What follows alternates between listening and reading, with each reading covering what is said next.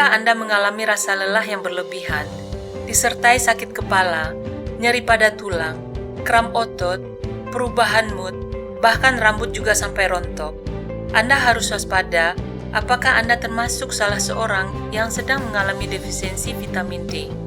Atau, apakah Anda pernah melihat seorang anak yang mempunyai kelainan bentuk tulang atau tulangnya lunak, bahkan sampai diikuti oleh penyakit kejang-kejang dan mempunyai kelainan gigi, yang dokter mendiagnosanya sebagai penyakit rakitis. Itu adalah penyakit akibat kekurangan vitamin D.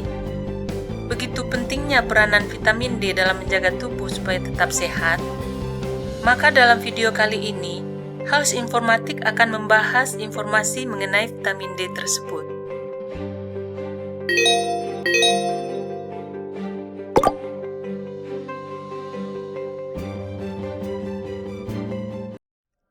Vitamin D adalah vitamin yang larut dalam lemak, dan satu-satunya vitamin yang bisa dibentuk oleh tubuh sendiri, dan juga berperan sebagai hormon yang mengatur secara luas proses fisiologis dalam tubuh. Salah satu fungsi vitamin D yang utama adalah membantu penyerapan kalsium dan fosfat pada usus halus yang berfungsi untuk pertumbuhan dan remodeling tulang, untuk kekuatan gigi, untuk fungsi saraf, dan untuk fungsi kinerja otot. Fungsi vitamin D yang lain diantaranya adalah berperan dalam sistem kekebalan tubuh, di mana vitamin D memiliki efek imunomodulator. Kadar yang rendah menyebabkan disfungsi efek antimikroba, sehingga berkontribusi terhadap prognosa penyakit menjadi lebih buruk. Peranan selanjutnya adalah menghambat proses inflamasi atau peradangan dengan mengatur produksi sitokin dan sel-sel kekebalan tubuh. Vitamin D juga berperan dalam menghambat perkembangan tumor dengan cara menghalangi terjadinya inflamasi dan bermanfaat dalam mencegah dan pengobatan penyakit kanker. Peranan selanjutnya adalah dalam kesehatan reproduksi wanita, di mana kekurangan vitamin D diyakini menjadi faktor risiko utama dalam perkembangan penyakit fibroid pada uterus, atau dikenal juga dengan penyakit miom.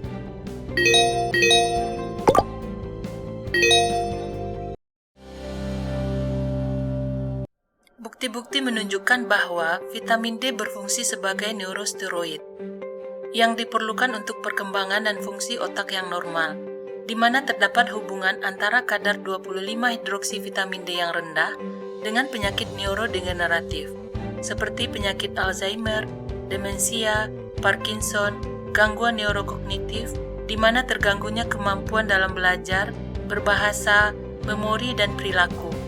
Dan gangguan lainnya adalah penyakit multiple sclerosis, yaitu gangguan saraf pada otak, mata, dan tulang belakang. Sejumlah penelitian melaporkan adanya hubungan terbalik antara kadar 25-hidroksi vitamin D dengan resiko penyakit kardiovaskuler, di mana kekurangan vitamin D berkontribusi terhadap perkembangan penyakit kardiovaskuler dan faktor resiko penyakit tersebut seperti diabetes, obesitas, dan dislipidemia atau kadar lemak dalam darah yang tinggi. Selain itu, penyakit kronik periodontitis atau peradangan pada gusi, salah satu penyebab utamanya juga adalah kekurangan dari vitamin D. Dari mana saja kita dapat memperoleh sumber vitamin D ini? Ada 3 macam sumbernya, yaitu pertama, tubuh membuat vitamin D sendiri dengan bantuan sinar matahari. Yang kedua adalah dari beberapa jenis makanan tertentu. Dan yang ketiga yaitu dari suplemen vitamin D yang diminum. Pada lapisan epidermis kulit terdapat sejenis kolesterol yang disebut dengan 7-dehidrokolesterol dengan bantuan sinar ultraviolet jenis B yang mempunyai panjang gelombang 290 sampai dengan 320 nanometer. 7-dehidrokolesterol tersebut akan dirubah menjadi vitamin D3 atau kolekalsiferol. Vitamin D baik yang terbentuk di kulit, dari makanan, dan dari suplemen dibawa ke hati dan dirubah bentuk menjadi 25 hidroksi vitamin D. Kemudian dibawa ke ginjal dan menghasilkan bentuk aktif vitamin D yang disebut dengan 1,25 dihidroksi vitamin D. Bentuk ini berperan dalam meningkatkan mineralisasi tulang meningkatkan reabsorpsi kalsium dan fosfat di ginjal, serta meningkatkan absorpsi zat tersebut di usus halus. Konsentrasi dalam serum dari 25 hidroksi vitamin D merupakan indikator utama dalam mengukur status vitamin D seseorang. Sedangkan 125 dihidroksi vitamin D yang bersirkulasi bukan indikator status vitamin D karena memiliki waktu paruh yang sangat pendek, yaitu dalam beberapa jam saja.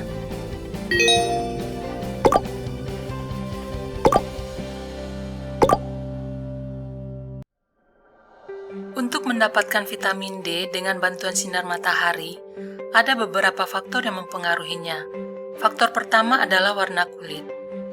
Orang yang berkulit gelap membutuhkan waktu berjemur 3-4 kali lebih lama dibandingkan dengan orang berkulit putih. Disebabkan karena melanin menghambat sinar UVB diserap oleh kulit. Faktor kedua adalah polusi dan keadaan cuaca, di mana ketebalan awan dan polusi akan menghalangi sinar UVB sampai ke bumi. Faktor selanjutnya adalah lokasi daerah. Semakin jauh suatu tempat dari garis khatulistiwa, maka sinar UVB-nya yang sampai ke tempat tersebut juga akan semakin sedikit. Faktor usia juga sangat berpengaruh untuk terpenuhinya kebutuhan vitamin D dari sinar matahari. Semakin tua umur seseorang, semakin berkurang kemampuan tubuh untuk bisa mensintesa vitamin D dari sinar UVB tersebut.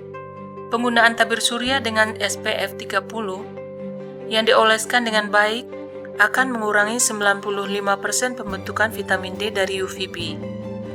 Pada penderita obesitas dengan jumlah lemak pada tubuh yang tinggi, hal tersebut bisa menyebabkan terganggunya proses sintesa vitamin D pada kulit. Dan vitamin D yang ada dalam darah banyak diserap dan terperangkap pada jaringan lemak tersebut. Bagaimana cara berjemur yang dianjurkan untuk memaksimalkan terbentuknya vitamin D dari sinar UVB ini? Dengan cara berjemur di antara jam 10 pagi sampai dengan jam 4 sore. Sebagai patokannya, semakin tinggi bayangan, akan semakin sedikit vitamin D yang akan terbentuk.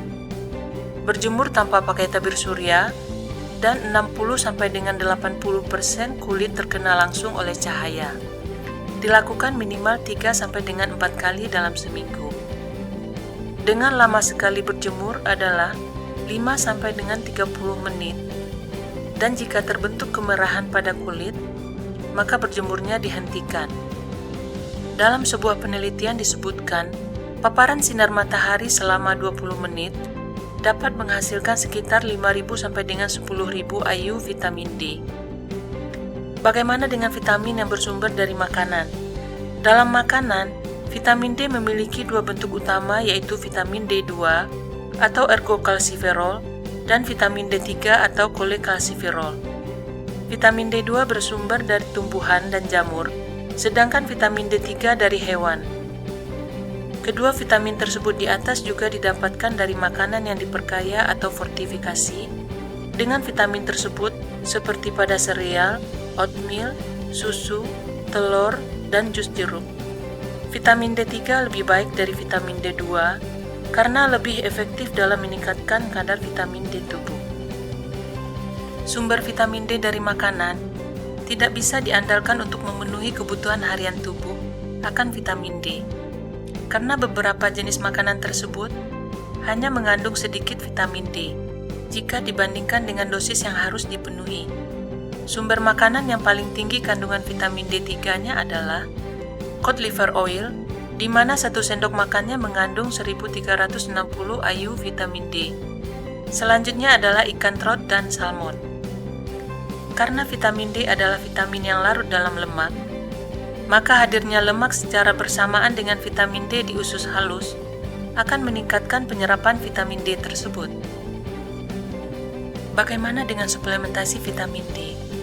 Biasanya suplementasi vitamin D dalam bentuk vitamin D3, karena bentuk vitamin D2-nya gampang rusak dan lebih kurang efektif untuk meningkatkan kadar vitamin D tubuh.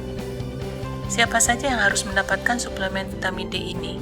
Di antaranya adalah bayi yang disusui ASI eksklusif, karena ASI mengandung sedikit vitamin D, apalagi kalau kadar vitamin D ibunya juga tidak mencukupi. orang tua juga dianjurkan untuk meminum suplemen vitamin D, karena semakin tua umur, pembentukan vitamin D dari matahari akan semakin sedikit. Pada orang yang jarang terpapar sinar matahari, mungkin karena malas atau tidak pernah berjemur, atau mungkin karena takut sinar matahari dengan alasan menghindari kulit berubah menjadi gelap, ataupun pada orang-orang yang banyak bekerja di dalam ruangan, pada orang yang mengalami gangguan penyerapan lemak dan obesitas, sangat dianjurkan untuk mendapatkan suplemen vitamin D ini. Untuk menentukan status vitamin D seseorang adalah dengan melakukan pemeriksaan laboratorium, yaitu dengan mengukur kadar 25 hidroksi vitamin D. Seseorang dikatakan mengalami defisiensi vitamin D jika kadar 25 hidroksi vitamin D-nya kurang dari 20 nanogram per mililiter. Kadar 21 sampai dengan 29 nanogram per mililiter dikatakan tidak mencukupi, sedangkan kadar 30 sampai dengan 60 nanogram per mililiter adalah kadar yang cukup. Dan untuk optimalnya diharapkan kadar 25 hidroksi vitamin D tersebut dalam range 60 sampai dengan 100 nanogram per mililiter. Dan dikatakan toksik jika kadarnya sudah melebihi 150 nanogram per mililiter. Berapa dosis yang direkomendasikan untuk terapi dan menaikkan status vitamin D seseorang ke level optimal? Dosis tergantung dengan hasil pemeriksaan laboratorium dari 25 hidroksi vitamin D-nya. Dan juga tergantung pada umur seseorang. Dari keterangan beberapa ahli yang telah melakukan penelitian, mengatakan dosis harian dari suplemen vitamin D untuk orang-orang yang harus mendapatkan suplemen vitamin D dengan dosis di bawah 10.000 IU tidak akan menimbulkan keracunan. Kenapa bisa seseorang mengalami keracunan vitamin D?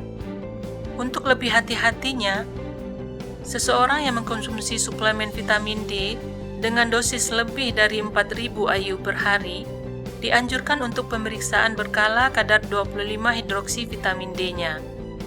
Dengan dosis di antara 5.000 sampai dengan 10.000 IU, bisa cek darahnya setiap 6 bulan sekali. Dan di atas itu, pemeriksaannya harus dipercepat lagi. Untuk bayi yang meminum susu yang difortifikasi dengan vitamin D, sebaiknya dihitung berapa jumlah vitamin D yang diminum dari susu tersebut. Jika sudah cukup, suplementasinya tidak diperlukan lagi. Disebabkan fungsi vitamin D adalah meningkatkan penyerapan kalsium, maka kelebihan vitamin D akan menyebabkan hiperkalsemia, atau kadar kalsium dalam darah akan meningkat. Gejala yang timbul dari keracunan ini adalah kelainan neurologis seperti kebingungan, gelisah, lekas marah, dan dalam kasus yang parah bisa pingsan dan koma. Gejala gastrointestinal seperti sakit perut, mual, muntah, sembelit. Dalam banyak kasus, gejala yang ditimbulkan tidak terlalu jelas, hanya merasa lemah, lelah, anoreksia, dan nyeri tulang.